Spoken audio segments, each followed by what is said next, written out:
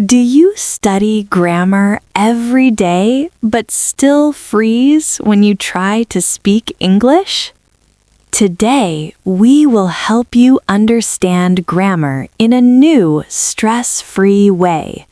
You will learn why grammar feels so hard and how to learn it naturally and confidently. Welcome to EnglishShadowLab. I am Lina, and I'm so happy you are here with me today.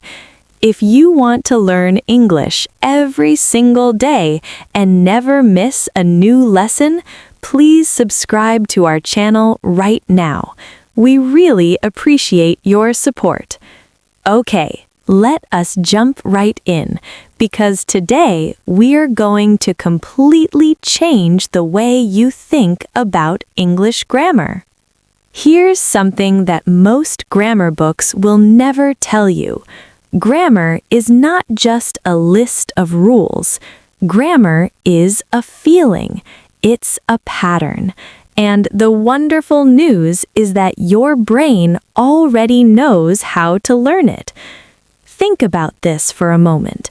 When you were a child learning your first language, nobody gave you a textbook. Nobody sat you down and said, "Today we will study the present perfect tense." You just listened. You heard words again and again. You noticed patterns, and slowly, naturally, beautifully, you began to speak.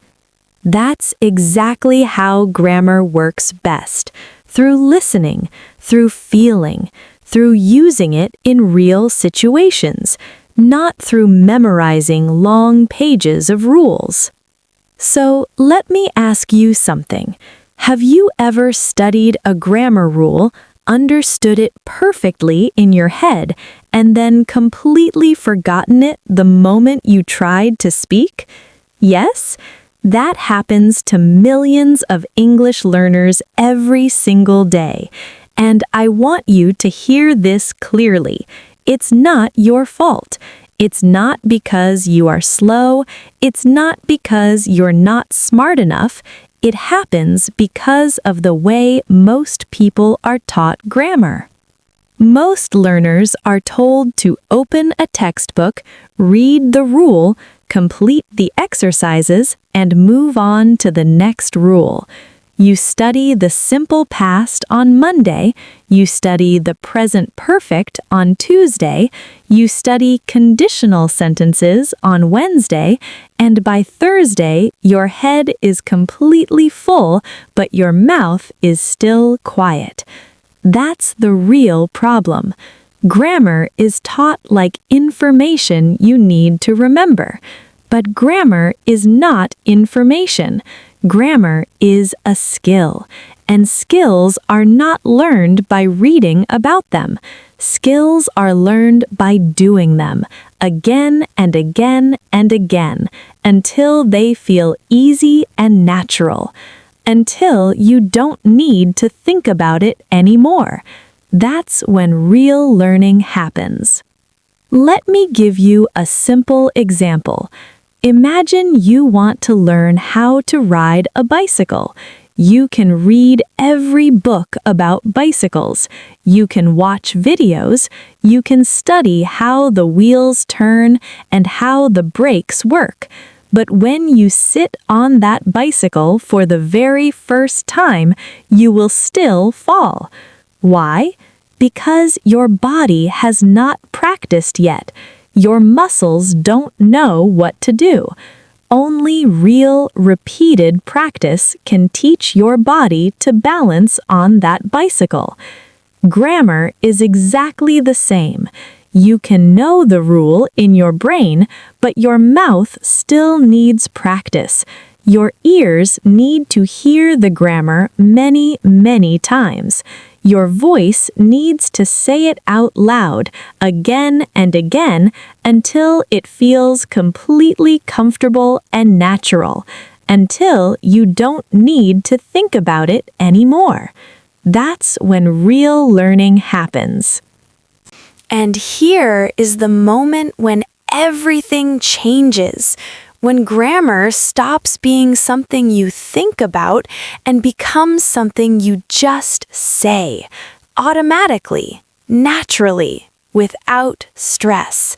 That is real fluency, and that is what we are working toward together.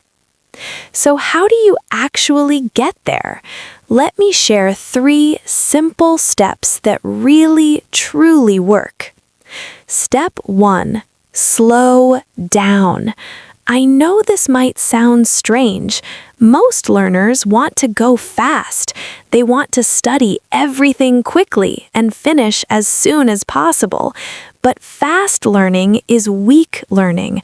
When you try to study too many grammar points at the same time, nothing stays in your memory for long. You feel tired. You feel confused. You feel like you are never actually making progress. And that feeling is exhausting. Slow learning is strong learning. When you take your time with just one grammar point, something beautiful happens. It goes deep into your memory. It becomes a part of how you think. You do not need to look at your notes anymore. You do not need to ask, "What was that rule again?" You just speak, and the grammar comes out naturally. Think of it like building a house. You cannot build a house in one single day. First, you prepare the ground carefully. Then you lay one brick, then another, then another. Each brick is small, but together all those small bricks build something very strong and lasting. Grammar works the same way, one small point at a time, one day at a time, slow and steady. So here's what I want you to do. Choose just one grammar point this week, just one. Maybe it's how to use there is and there are.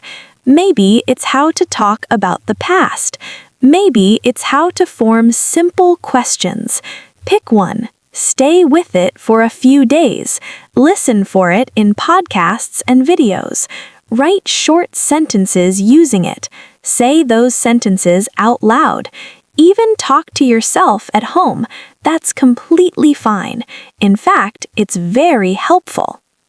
Step 2. Notice grammar in real, living English. This is one of the most powerful habits you can build. Instead of only studying grammar inside a textbook, start listening for it in real conversations. Listen for it in podcasts like this one. Listen for it in videos and songs. When you hear a sentence, ask yourself, what grammar is being used here? What pattern do I notice? For example, right now in this podcast, I'm using the present continuous tense. I'm speaking. I'm sharing ideas. I'm helping you learn. Do you hear that?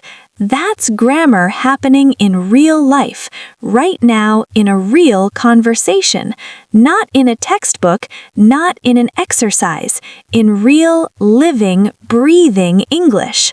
When you notice grammar in this way, something powerful happens inside your brain. The grammar connects to meaning. It connects to a real moment. And that connection, that's what makes grammar stay in your memory for a long time. Step 3. Build your confidence slowly and gently.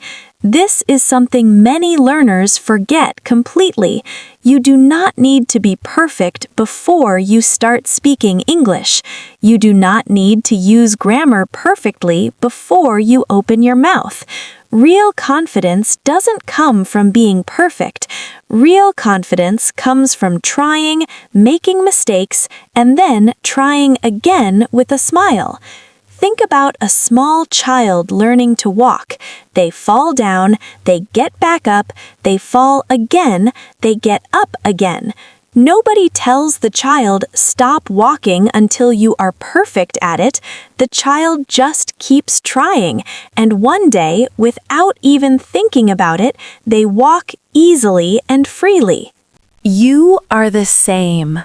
Every single time you try to use a grammar point, even if you make a mistake, you are one step closer to using it naturally and automatically.